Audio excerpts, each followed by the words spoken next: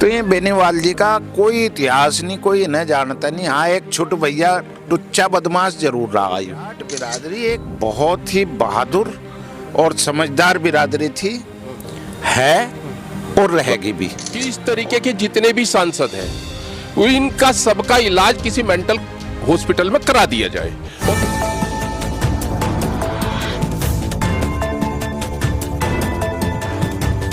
रामजी लाल सुमन का मुद्दा राजपूत समाज में ठंडा हुआ ही नहीं था। इतने में राजस्थान के चर्चित नेता हनुमान बेनीवाल ने बयान दे दिया है कि राजपूत समाज ने कोई युद्ध नहीं किया है, केवल एक दो गिने चुने योद्धा हुए हैं।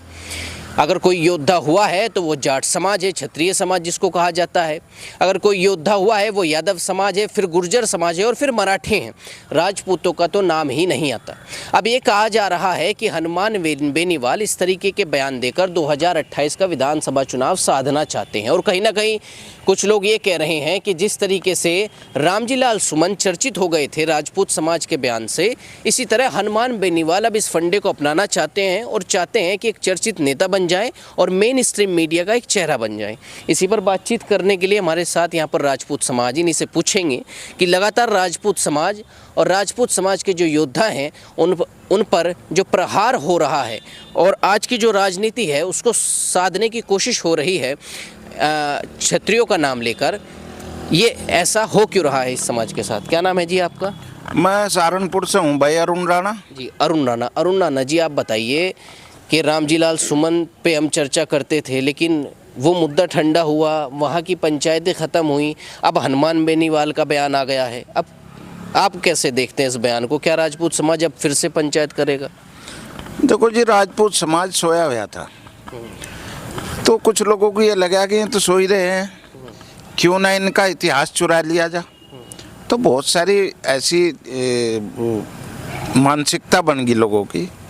जैसे ये अपने रामजी लाल सुमन थे, इन्हें कोई जाने नहीं था, तो उन्होंने भी इस तरह का ये एक मुद्दा पकड़ करके उनकी भी भारत देश में पहचान होगी। ऐसे ही एक ये बगैर दिमाग के पैदा हो रही हैं, क्या भगवान का नाम है हनुमान बेनीवाल जी। तो ये बेनीवाल जी का कोई इतिहास नहीं, कोई इन्हें जानता नहीं। हाँ, एक छोट भैया टुच्चा बदमाश जरूर रहा यूँ, और जाट बिरादरी को बदनाम करने की है। जाट बिरादरी एक बहुत ही बहादुर और समझदार बिरादरी थी, है और रहेगी भी। और जाट बिरादरी ऐसा नहीं है कि कोई योद्धा उनमें नहीं हुए, लड़े नहीं, उनका भी इतिहास है, उनका बराबर सम्मान है, पर ऐसे छोट भैया नेता का कोई सम्मान नहीं। और भाई देखो, फुल्लन देवी का इलाज कोई एकदम तो कर नहीं दिया था राजपूतों ने, उसमें भी टाइम लगा था।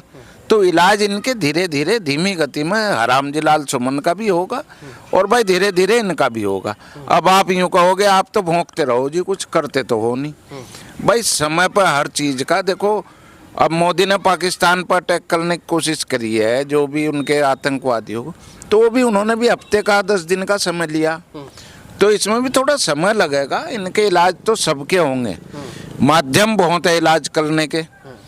और जहाँ तक इनकी सोच है, वो एक अच्छी सोच का नतीजा है। ये इनकी सोच ही बहुत छोटी है। और फिर ये क्रॉस ब्रीड के लोग हैं, यानी इनकी माँ का पता न इनके बाप का पता, ये हराम की ही औलाद कहेंगे इन्हें, क्योंकि इस तरह के बयान कोई ऐसा ही आदमी दे सके। जाट बिरादरी ऐसा बयान नहीं दे सकती, ना जाट बिरादरी के हम खिलाफ है। केवल हनुमान बेनीवाल जो है, अपने को जिस बिरादरी से भी बता रहा वो, केवल वही एक ऐसा आदमी है जो इस तरह की अपनी प्रसिद्धि पाने के लिए राजपूतों को सोए हुए को जगा रहा, टारगेट कर रहा। तो भाई इनका खून तो पहले से ही लड़ना जानता है, लड़ेगा भी और मरेगा भी और मारेगा भी। नहीं, ये कह रहे हैं ना हनुमान बेनीवाल पहले दलित वर्सेस राजपूत हुआ, उससे पहले गुर्जर वर्सेस राजपूत हुआ। अब कह रहे हैं हनुमान बेनीवाल जी आ गए हैं, जाट वर्सेस राजपूत करना चाहते हैं। देखो जी, वर्सेज ना तो गुज्जर हुआ और ना वर्सेज दलित हुआ। प्रयास किया गया कि इनको आपस में लड़वाया जा, और ना अब जाट राजपूत होने वाला है, ऐसा कुछ होने वाला है नहीं।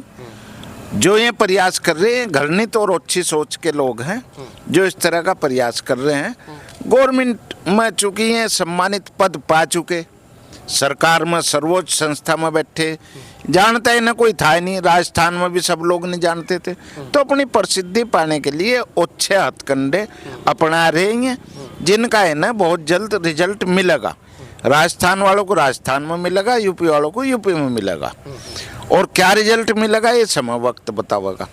ये क्या राजनीतिक कह रहे हैं, राजनीतिक समीकरण बनाना हो आजकल, तो राजपूत समाज हो या फिर जो हमारे महान जो योद्धा हुए हैं उनको टारगेट कर लें और राजनीति को साध लें, राजनीतिक समीकरण बना लें।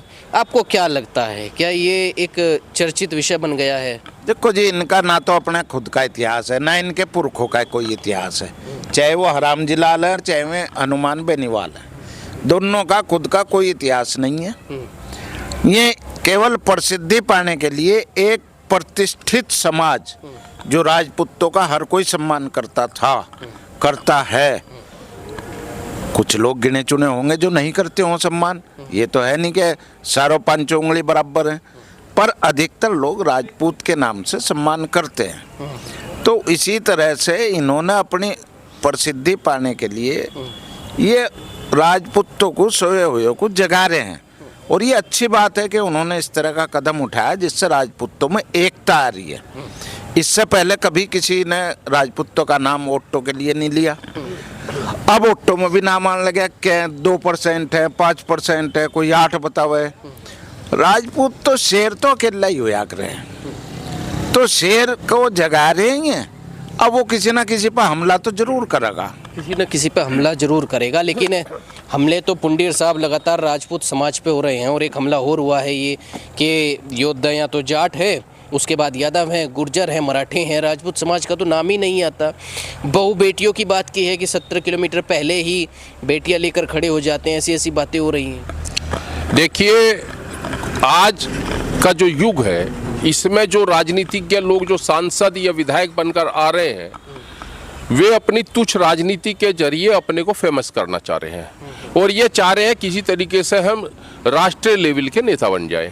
उसी में रामजी लाल सुमन थे, उसी में आपके ये हनुमान बेनीवाल हैं। और हनुमान बेनीवाल जी ने जो कह दिया, कायदे में तो मेरा तो ये मानना था, मैं तो सेंट्रल गवर्नमेंट से ये डिमांड रखूंगा कि इस तरीके के जितने भी सांसद हैं इनका सबका इलाज किसी मेंटल हॉस्पिटल में करा दिया जाए और इनको भर्ती कर दिया जाए जब तक इनका दिमाग सही ना हो जाए।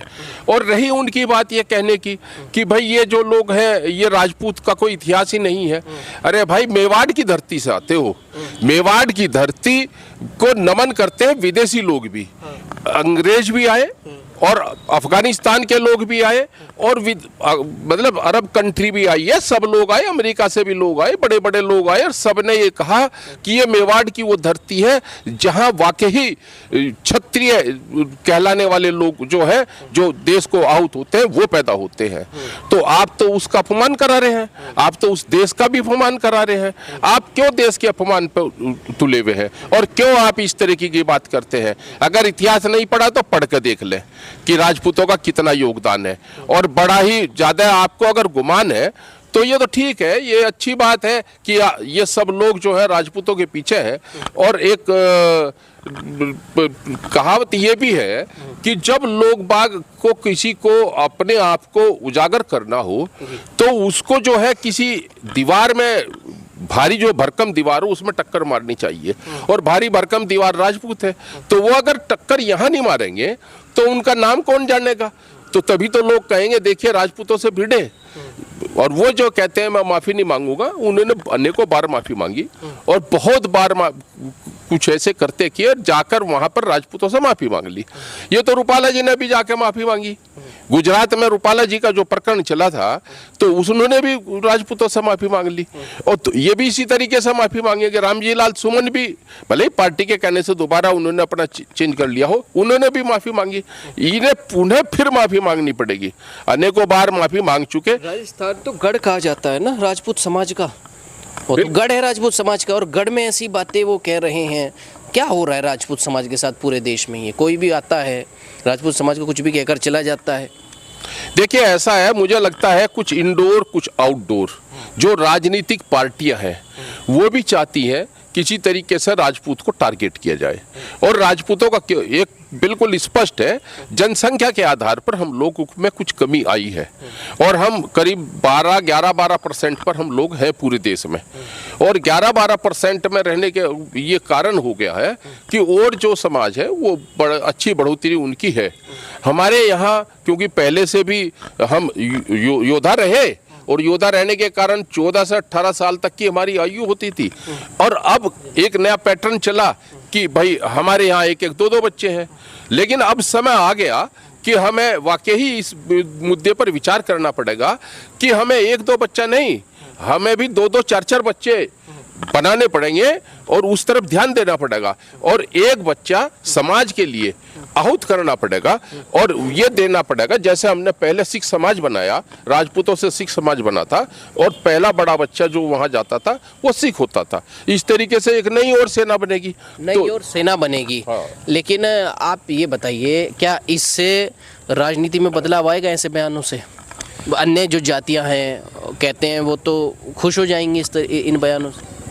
नहीं तो देखिए ऐसा है, आप जंगल में जब शेर होता है और शेर को अगर सब मिलकर उसको मारने की प्लानिंग करते हैं और वो उसको नोचते हैं जबकि वो कुछ कहता नहीं है, तो जब उसको लगेगा कि अब तुम्हें मरना है या तुम्हारे मारने के लिए बिल्कुल ये तत्पर है, तब तो उसको गुर्राना भी पड़ेगा और मारना भी पड़ेगा।